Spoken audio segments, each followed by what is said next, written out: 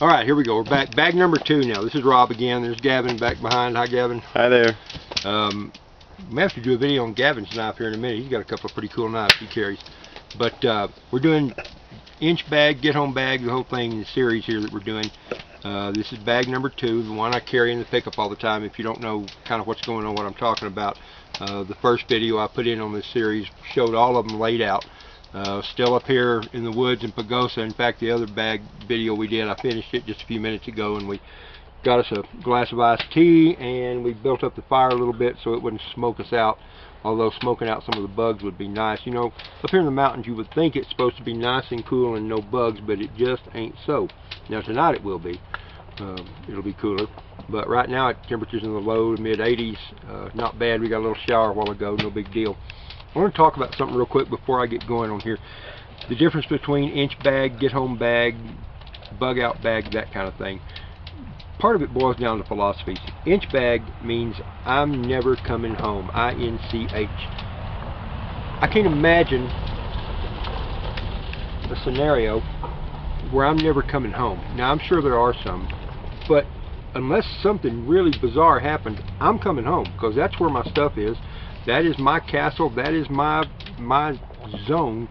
So I'm coming home.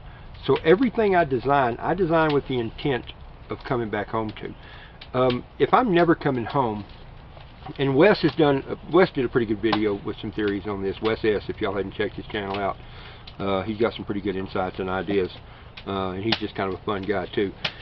Him and SOS, Step 1 Survival, the staff sergeant, has some interesting ideas. My ideas differ a little bit from theirs, though. If I'm never coming home, I'm not going to try and, I mean, anything can happen, and I may get stuck in that scenario. But if I think I'm never coming home, I've got some stuff somewhere else already, and it may not be much, but I have a plan already as to where I'm going. I'm going to my brother's house. I'm going to a friend's house up in the mountains. I'm going to somebody I know that lives at a lake down in Central Texas. All of which places are going to be kind of set up and pre-thought of, so that if I can't come home, I'm not stuck relying on a few little tiddlywink things here that are in a bag. Now, I'm going to have the bags. So, that in mind, I'm going to try to have some good stuff in the bag, some things that will help. Something I thought of I didn't have in that bag over there, the first one I just showed, I didn't have anything to build a fire with. Now, that's kind of aggravating in a way, but it's not the end of the world, because in my vehicle there will be a little propane torch, there will be a couple of Bic lighters, there will be a package of matches. It would be highly unlikely that I wouldn't have something. And if I didn't have any of that, I'd take the battery loose and use sparks from the battery to get some kind of a fire going, and get a little tinder box made up, wrapped up good, to carry a hot coal that I could take with me. I'm covered on fire, but I am going to, now having thought about it, make sure I get a Bic lighter and a little flint and steel kit in that bag there. So I trust that in the next 2 or 3 bags I open, there's going to be something. There wasn't a flashlight in that other bag either. Same thing though, in my vehicles I've got flashlights, because I'm big. We're big on flashlights. We're big on solar flashlights and little alternative energy flashlights. So anyway, all that aside, that's not what the purpose of this video is supposed to be. Bags and what's in them, and here we go. So first thing, this is a cool little bag here. This is a little this is called Red Rock Outdoors right here. And this bag, I mean, this is a fun little bag. It's got little loops and straps and things all over, and the belt strap, which I'm fond of having. Having carried a backpack of different types many miles, I can tell you a belt around the waist makes all the difference. You cinch that thing up right, take the weight off your shoulders, and it allows you to function a little bit better, and even use your hands for something else instead of having to hold your pack straps all the time. So, in some of these loops, one of the things I've got is just a piece of rope. It's not a huge, big piece of rope, but this type of rope right here, this is that twisted kind of a jute rope, not the right word, hemp rope kind of thing. Yeah, I don't know if this is really hemp. I'm not going to smoke it to find out. But you can thread, you can fray it out, and it makes a great fire starter, great something to get a fire going with. So, for thing 1, that's what I've got on here. That's good. I love having cordage. That's one of the things I like.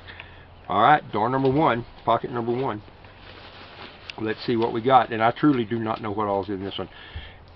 I move stuff around all the time in these bags, and I just don't know at any given time exactly what I'm going to find in one. So this will be as much fun for me as it will for you. Hey, I was actually looking for this a couple of days ago. I knew I had a roll of this here somewhere, but I couldn't think where it was.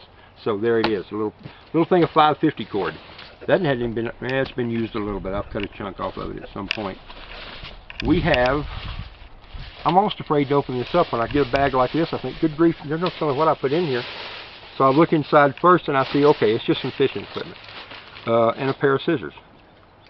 Sure why I've got, I'm sure there's a good reason. If I'm lucky, I've got a couple of nails and some paper clips in here too. So get off me. Alright, snap swivels, hooks, fish hooks that are way too big for the little trout that are up here, but here it is. I carry fishing equipment because even though where we live, there's no lakes, there's no waters where we live. For any of you who don't know what it's like living up on the high plains of Texas, we can go miles and miles and miles and miles and never see hint of a body of water. The water we get up there, either we collect it from the rain or we pump it out of the ground from anywhere from about 80 to 300 feet deep. So we don't need a lot of fishing equipment where I live, but sometimes I'm not where I live. And so I've got fishing equipment here that's more for lakes and rivers and things than trout fishing up here in the mountains. By the way, in case you don't know, we're up here camped under Wolf Creek Pass, just north of Pagosa Springs. So anyway, we've got fishing equipment. This is going to be a long video if I don't learn to shut up. Ah, see, a lighter. Good sparks, and it makes a flame, so that one's good. Earplugs, in case I do some shooting. Little thing of lip balm. A shoelace. Shoelaces like cord. Man, there's 10,000 things you can do with them. They're good to have. Alright, that's all for that pocket. Let's see what else we got. Alright, pocket number 2. Roll of electrical tape. That's a good thing to have. Ooh, gloves. Yay, smart. Gloves are good things to have. I like gloves. Bandana. Gavin, huh? Huh? I got the bandanas, buddy. Thing of first aid tape. That's kind of random being in there like that. And we may figure out a better place to put that. Maybe that means there's more first aid items to come. We have a pinto bean. I don't know how that... Really? Alright, we got a pinto... Oh, okay. Here's something kind of cool. Talking about light. This is... My wife got these a few years ago. She found these somewhere and just thought she'd try them and bought one, and we loved them, and so we bought another pack that had 3 or 4 in them. These are little solar lights, and these things are great. I'm not kidding. We've got one of these in, maybe one of these in each tent right now. At least we've got a couple of them. These have a little solar thing right here. The little green light comes on to say it's charging, catching the light, and you let this thing charge, and the light that it makes, you really can't tell it. It's got a couple of different settings. It hadn't charged up enough yet. But these things are tremendous lanterns. These things make a great light. I mean, they make a great light. So, set this guy right there where it'll catch some light. If you're interested, this is the brand that it is. Right there, can you see that? Okay. And these even come with a little cord right here that you can plug it into a USB port to, I guess, to charge it up a little bit quicker if you want to. I think if you're in that kind of scenario, that plugging into a USB port may not be something that you have an option to do, but I guess it's good to know that you do.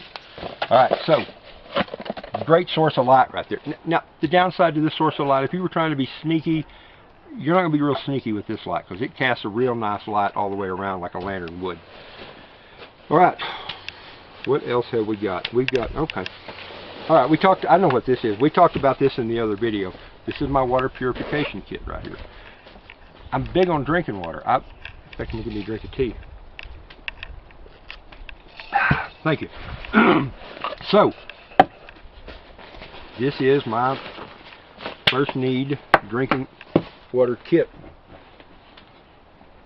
I'm not worried about throwing it in the dirt. This is part of the kit, and it happens to fit this bottle here that makes it easier to fill. Yep. Bandana. Another one. It's almost silly, isn't it, how many of these I've got? But I wouldn't be without them. Yeah. Alright, so anyway, in this water filter kit, bandana. It's almost embarrassing. I don't care. I don't care. I've got them. I'm keeping them. Trash bag, which, as we talked about, good for all kinds of different things. Ponchos, fill in with whatever, waterproof. Yeah. So here we go. This is different than the one I had in the other video. The handle. It's the same thing basically, just a little bit different kind of a pump. As this company goes further and further, I think they just change their pump design every now and then.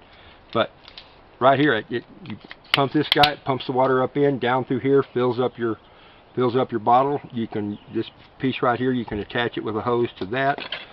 This is a spare filter in case, just in case. As far as I know, I've never completely clogged up one of these filters. They continue to filter the water. I've drank water from some fairly nasty bodies of water before with these guys and never got sick. Now, one of these days I'll tell you the story about why I may have never gotten sick. I used to drink fairly nasty water as a kid on my grandmother's ranch, farm, whatever, in Central Texas. And then this bag right here just has some of the hoses and extra cap. I probably don't need all these in here. I may put one of those with something else, Gavin. But another pre-filter and just the different things to get it all hooked up. So I got water. Having the ability to pump water out of any pond, any stock tank, any mud hole, any puddle somewhere, to have drinking water is a big deal to me. I've been thirsty. I've been places, a hike we did in the Grand Canyon one time, a buddy of mine and I weren't thinking. We were 7th graders, I guess, somewhere between 7th and 8th grade, and we hiked across the Grand Canyon with our Boy Scout troop. And we strayed way off and took this big long hike. We were thirsty about 8 or 10 hours later when we got home. It was hot down there, and we didn't have any way to filter water to drink it, and so we didn't drink any water. And ever since then, I'm big on having a source of drinking water, or at least the ability to procure some. So that's what we got there. Anyway, without this being a 6-hour video, set those guys over there. Come back to them. Yep. Okay, now this is something that I really need to improve on all my kits. This is a cook kit right here. This is an empty battery pack, which we don't need to carry around. Right, is that everything? That's pretty much everything in this bag right here. This is one. This is kind of a basic bag. This bag sometimes I use when, for instance, if my girls go on a 4-H trip with Gavin and his mom or their family or whoever goes, I can give them this bag. And they all know me, and over the years they've all kind of decided, maybe I'm not completely paranoid and crazy, maybe I am, but some of the stuff I say once in a while makes sense, and having a way to pump water, cook, and be able to see in the dark, they know are all good important things. And so I can just send this bag with them, and they've got that to take with them, and if they're going wherever, then I can feel better knowing that they're got a little bit more protection, and my girls have a little bit more protection so they can get home.